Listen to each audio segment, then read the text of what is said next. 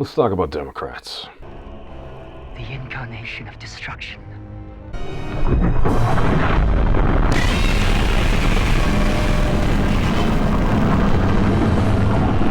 Alright, we're back at it, everybody. So, there was a debate in another caucus. What happened? I think Senator Elizabeth Warren sums up the debate pretty well. I'd like to talk about who we're running against. A billionaire who calls women fat broads and horse-faced lesbians.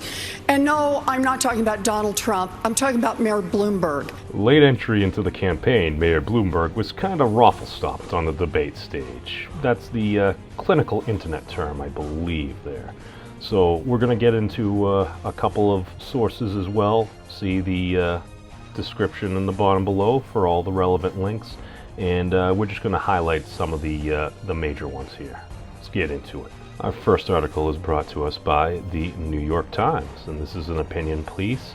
And what I really just wanted to highlight from this article is they're kind of going back and forth, and it seems to be a very rational view, in my opinion, of what's going on with the greater politique industry as well here. So basically, Mayor Bloomberg gets into the race, and pretty much everyone starts going after him because, I mean, well, he's also investing like $432 million or so into advertising. So it brings up a number of points. But the first point I really just wanted to highlight over here, and this is cut out from the article, but that shouldn't obscure the reality that Trump's victory was an electoral fluke against an overconfident opponent who didn't have the many advantages of presidential incumbency. And it mustn't diminish the fact that Sanders' candidacy would represent a large bet, titanic one may say, on the willingness of the American public to embrace drastic economic and social change in an era of relative peace and prosperity. And here's the thing. With Senator Sanders there, it's like he's talking about political revolution. I mean, he's been an independent from the state of Vermont for a number of years now. I think a lot of draw to Senator Sanders is of his character. It's not necessarily his policy, but the sheer fact that you're comparing him, that somebody that's been like voting against wars, this, that, and kind of like battling the establishment for years, he does, I believe, in my opinion, have a lot of the same base that President Trump has. Just somebody that's willing to get out there and fight for them as well. As well as, I did also want to highlight this additional piece within the article here. Alternatively, a darker thought, maybe Democrats aren't being entirely honest with themselves when they claim their first priority is to end Trump's presidency as soon as possible. There's a certain self-righteous pleasure in hating Trump, as well as an entire cottage industry devoted to indulging that hatred, which would mostly vanish the moment he left office. Ooh, that's, I don't know, is that one of those pills that I hear everyone talking about there? Just the sheer fact that there's been a lot of folks out there within the greater internet and just the media in general that if you go after the president, if you hate the president, a lot of folks will watch it. Some folks will hate watch it.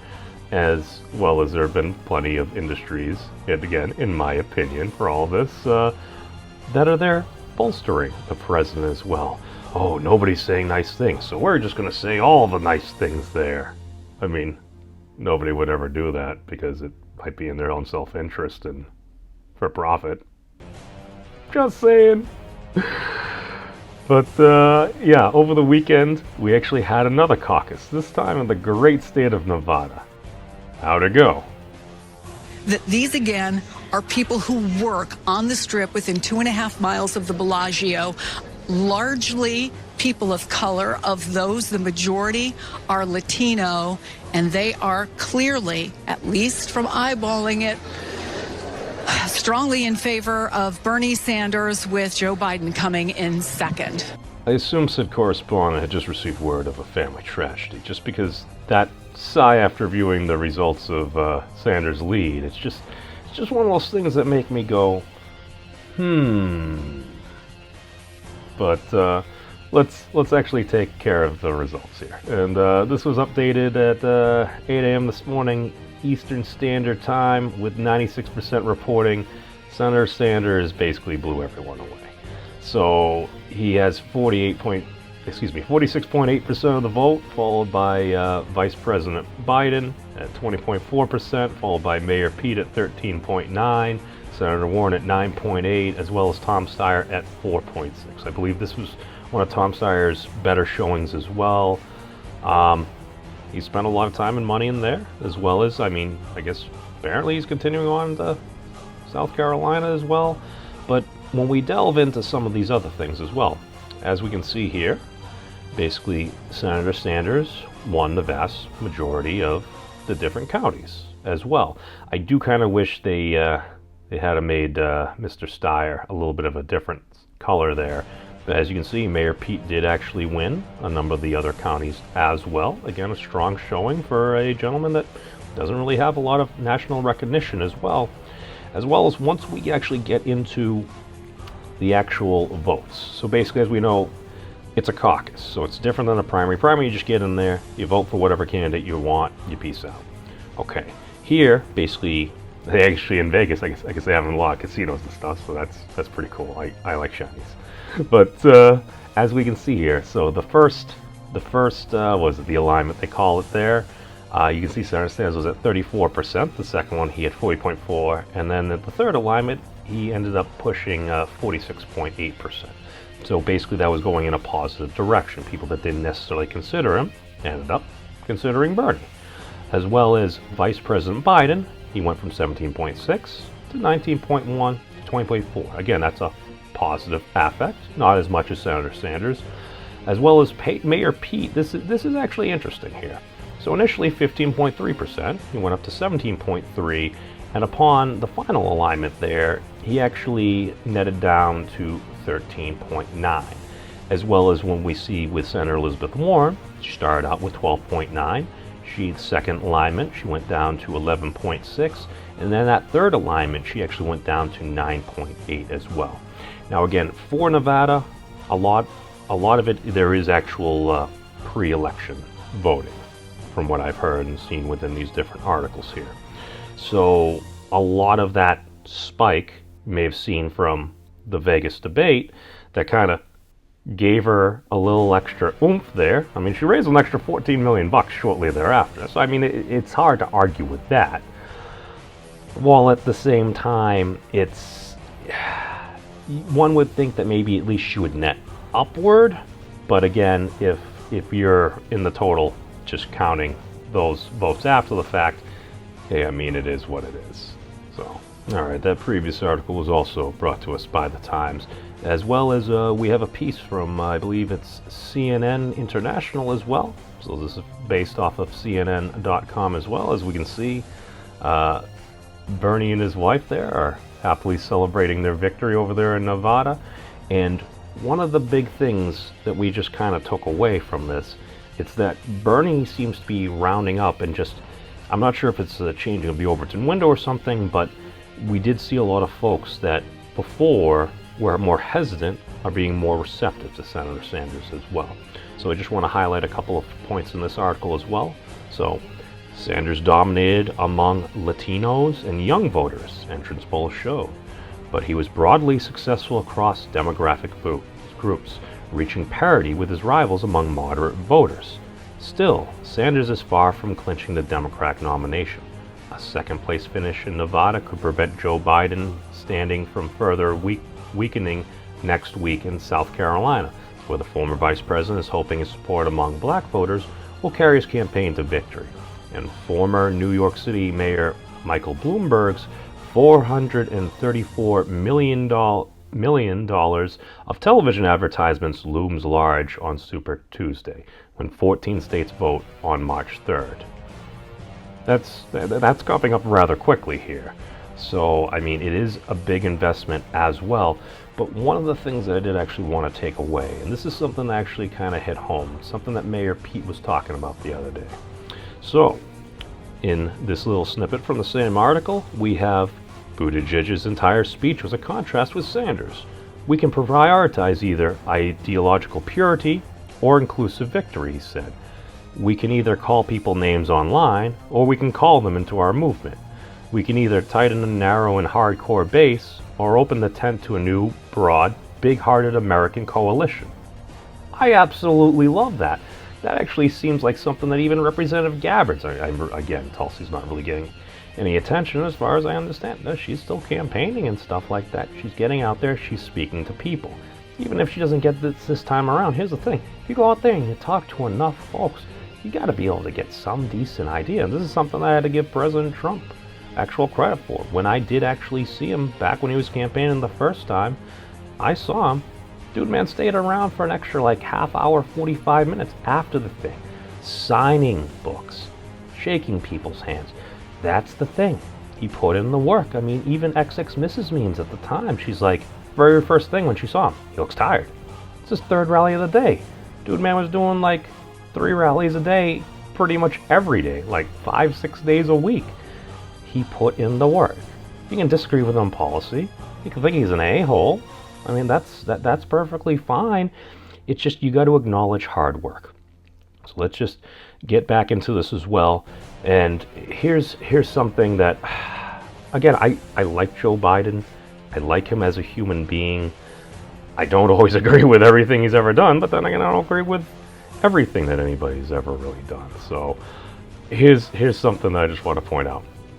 Biden claimed Saturday in Las Vegas he's alive and we're coming back and we're going to win. But make no mistake, this is not going well for the former vice president.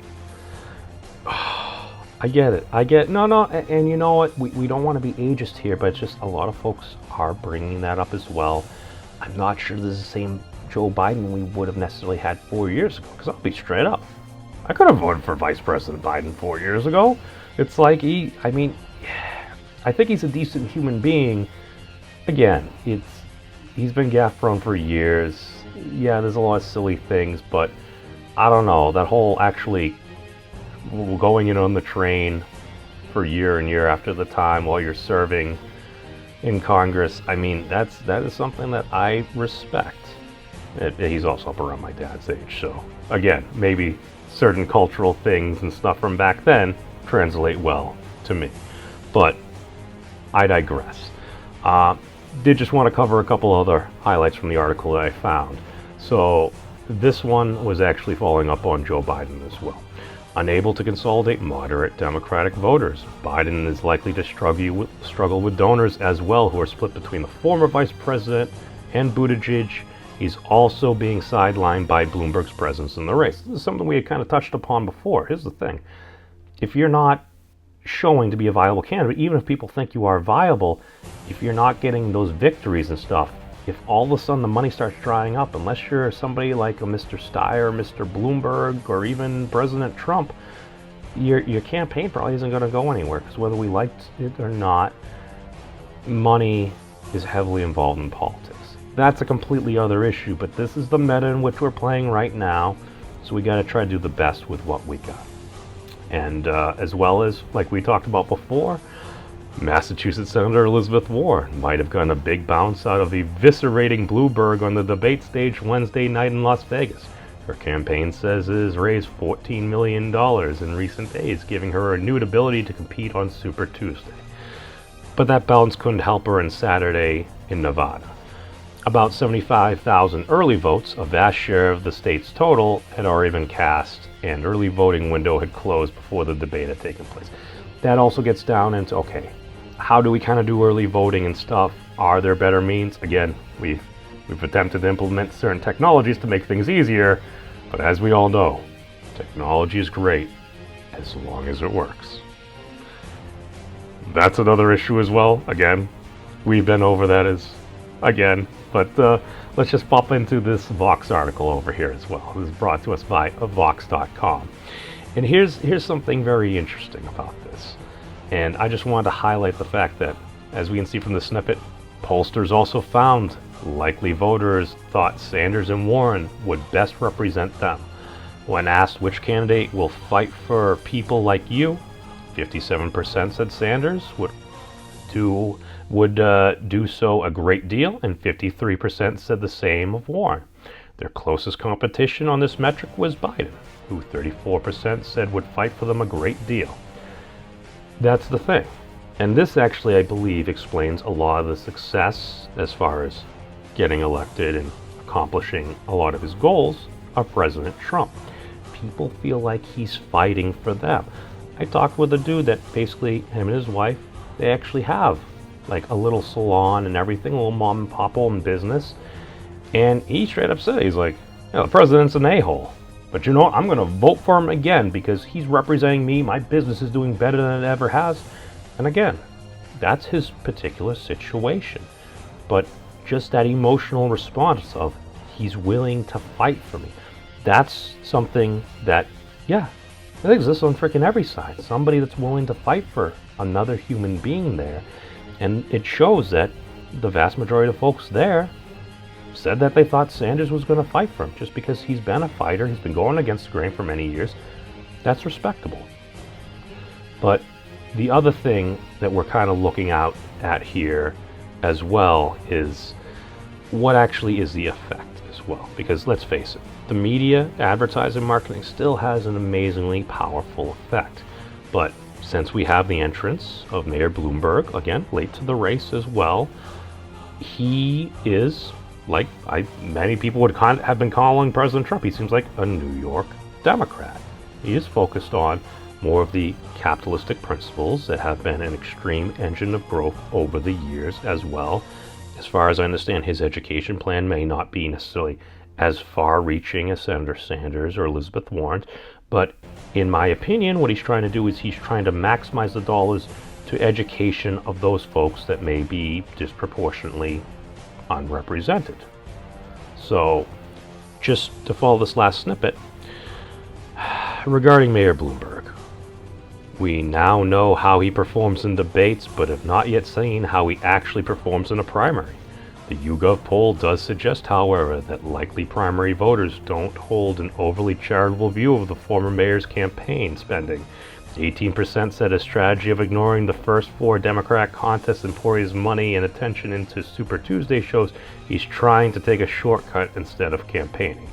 And 43% said his campaign shows that rich people can have too much influence on politics. So what the heck does all this mean? Well, it means we're getting right into election season, everybody. Yeah, that's the thing. The ads are going to be coming non-stop. It's, you put on the radio, you put on the telly, whatever, you click on a YouTube channel. I personally try to use YouTube Premium just because I enjoy saving the power and the whole data and everything. I personally think that should be free to most folks, just as far as standard environmental impact. But hey, I'm just some dude on the internet. But things are going to get interesting. People are going to get more heated. Hopefully out of all this fire and some may say brimstone, yada yada yada, I think we can do better. I think we can forge forth, and hopefully we'll have a better Democratic Party because of it. So, thank you all for watching. Peace out.